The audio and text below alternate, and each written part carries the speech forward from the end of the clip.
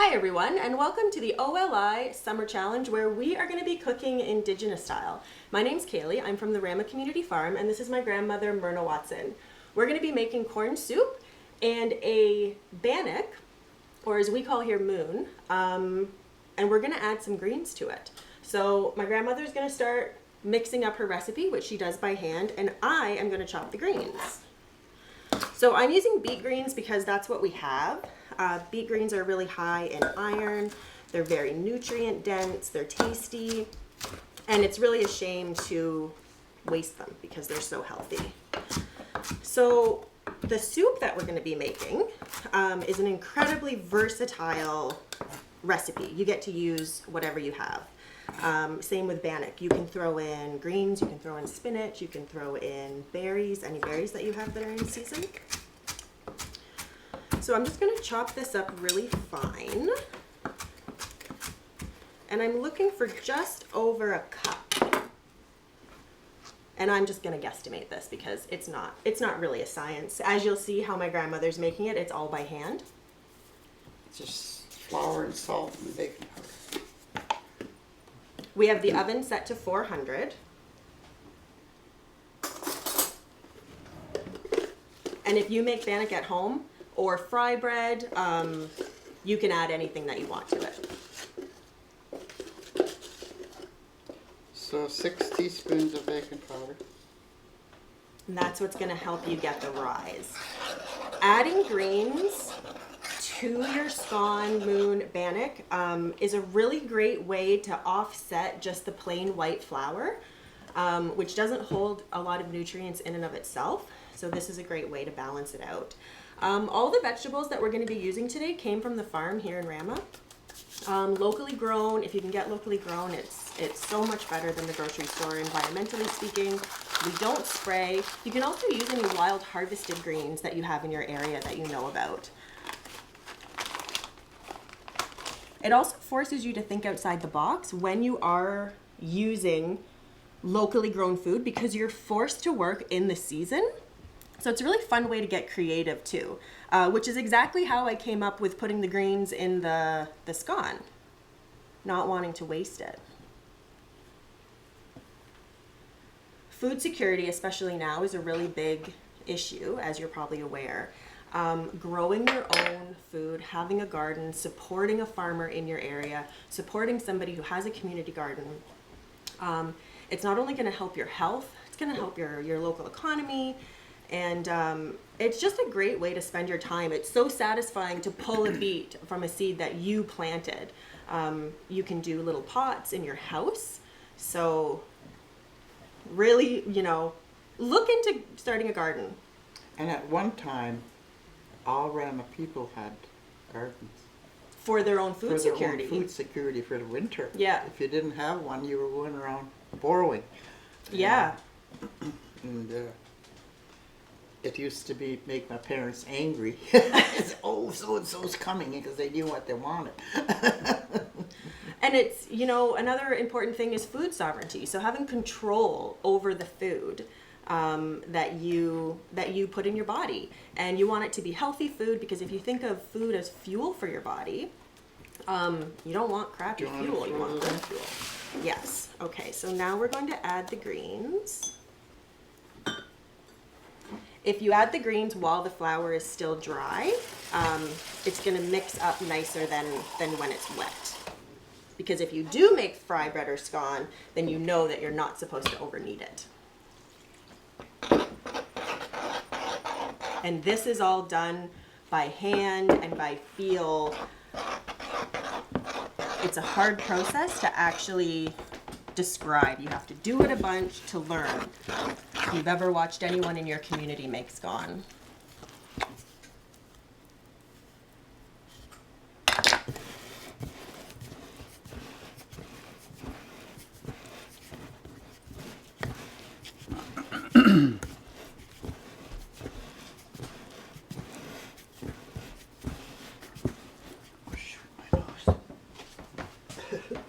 This isn't part of the bargain, but I got hay fever.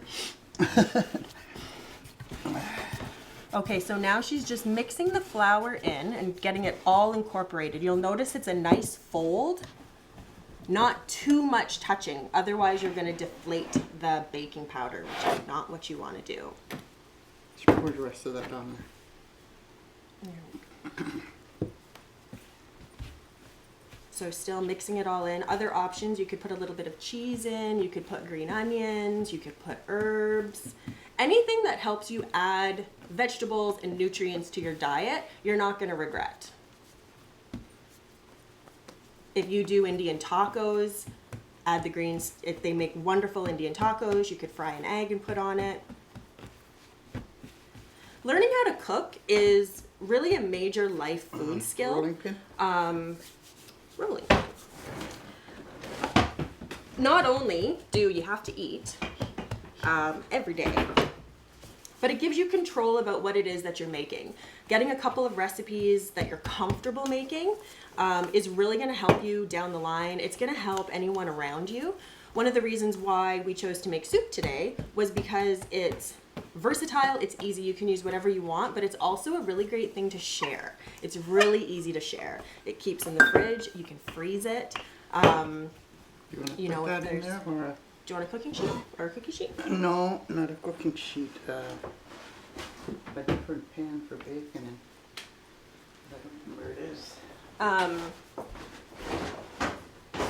Yeah, it's just a really great thing to have under your belt. Get comfortable, you know, with 3 recipes. And the great thing about soup too is that you don't have to follow a specific recipe. It's really a method. So once we get into making the soup, I'll kind of tell you some alternatives to use whatever it is that you have on hand. So this is just a regular baking sheet. Put a little bit of butter on top, maybe? Oh, I can do that after. Yeah. Do that after. So you can see how it's round, and when it bakes up white, it looks like a full moon, which is why here we'll call baked scone moon often. Okay. And now it's going to go in the oven, and we will get started on the soup. So let's just get this. Butter on it. So we are using today a smoked ham steak.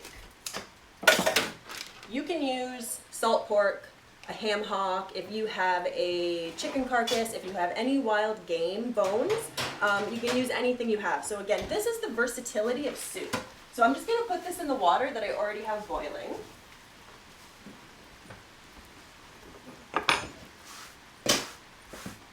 This is what's going to make our stock. Oops.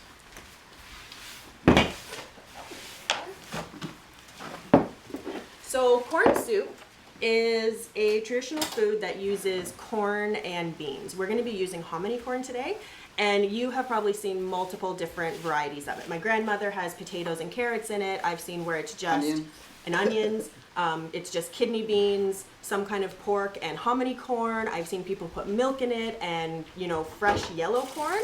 So you can use whatever you want. Today we're going to be doing my grandmother's, which has kidney beans, carrots, potatoes. We're going to put some turnip in, and then we're also going to add more beet greens just because we have it, and we're trying to make this as healthy as possible, right? So the onions we have are actually these little tiny onions from the farm, and again, so this is just using what you have. Yeah, onions, whether you have yellow, even if you want to use green, that'll work too.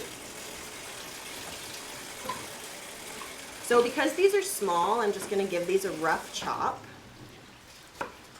And the great thing about not following a specific recipe is that you do get to start feeling comfortable about what it is that you actually have and using it up.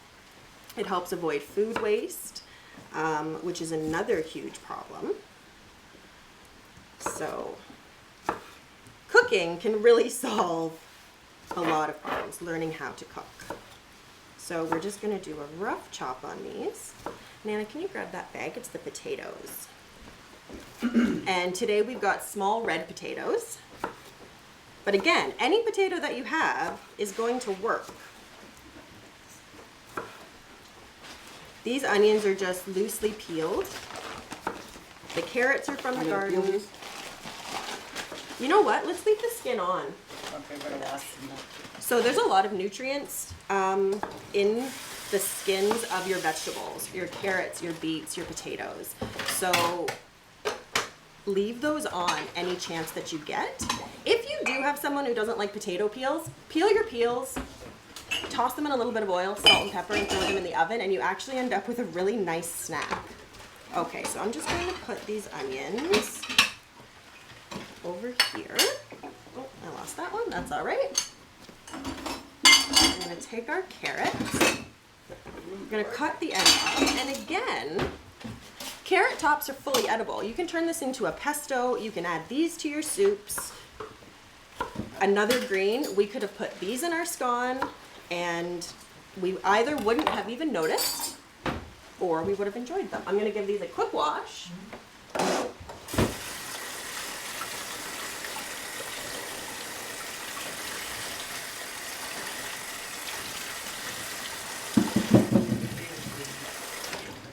So I'm not going to peel these carrots because they come from the farm where I personally know there's no chemicals, there's no synthetic fertilizers.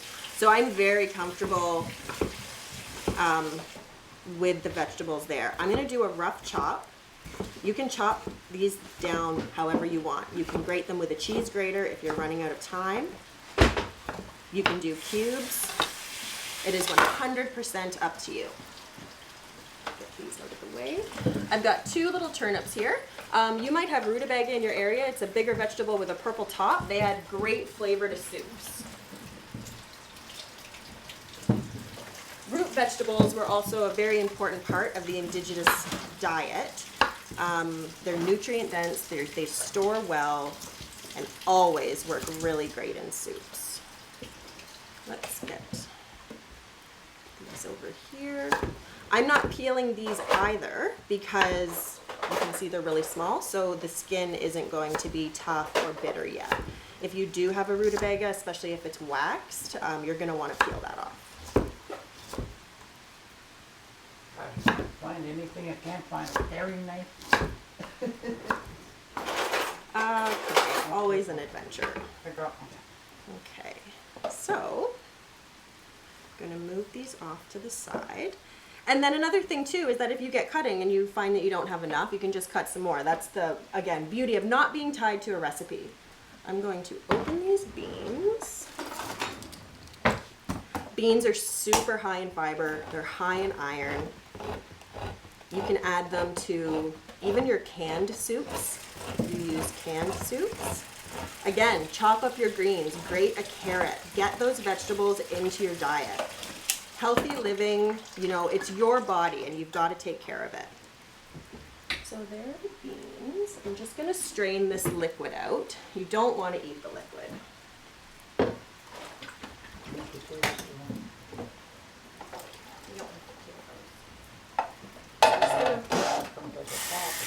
Okay. So I'm just going to give that a quick rinse. I'll leave that here to drain. So I'm just going to take these over to our pot and I'm going to throw them in. You want these too? Yeah. You want to chop those up while I put these in?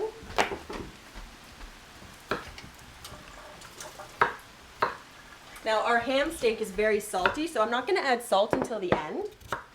And the beans, because they're canned and they're already soft, we're not going to add those until closer to the end either. Same with the hominy corn. So I've got frozen hominy corn here. Really important staple in the Indigenous diet. You can also, it's ground up often to make another form of bread. I'm going to pop the potatoes in the soup. That's enough potatoes? Yeah. I'm going to add a little bit of pepper. If you have rice, if you have wild rice, you can throw that in your stock as well. I'm going to put the hominy corn in just because it's frozen and needs to thaw. So we'll put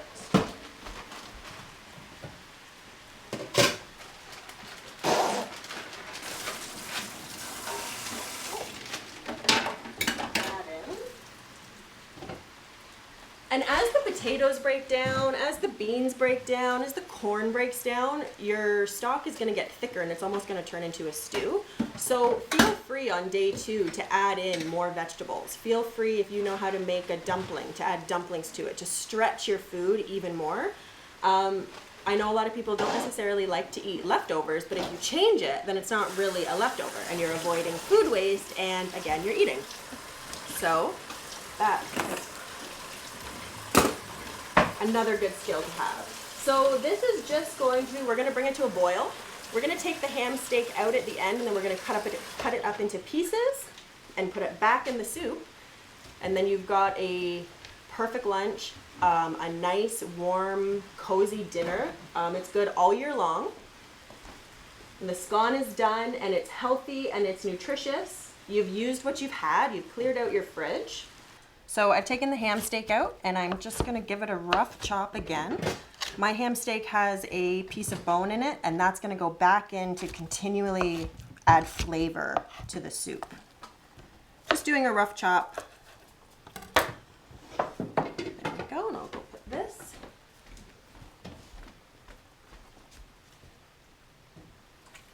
And we'll add it back to the soup.